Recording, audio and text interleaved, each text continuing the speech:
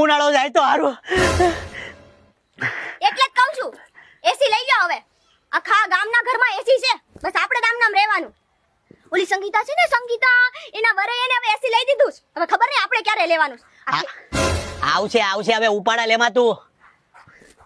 ભાભી પગે લગાડ. હા ભાઈ પગે લગાડ. હા પગે લગાડ. પણ ભાઈ તમે મોઢા શું કામ બગાડો છો કયો મને?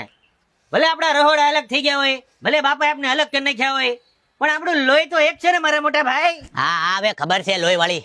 ભાઈ હું કહું, ઉનાળો આવી ગયો છે, તમારા મોઢે પસીનો તો જો.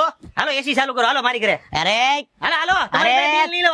હાલો. આપણા રૂમ અલગ થઈ ગયા છે. અરે પણ હું તમારી પાસે બિલ નહીં લો. હાલો ઠંડા. અરે બિલ ની કાઠું નટ્ટો.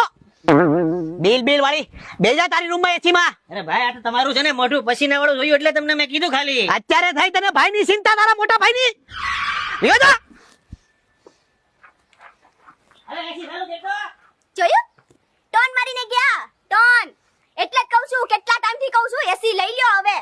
તું ભાઈઓ માં બંગાણ કેર માં જા, ભાખરી કર. ઈ હાટુ દાવી છું. જા ભાઈ જા. ઉનાળો જાય તો હારું.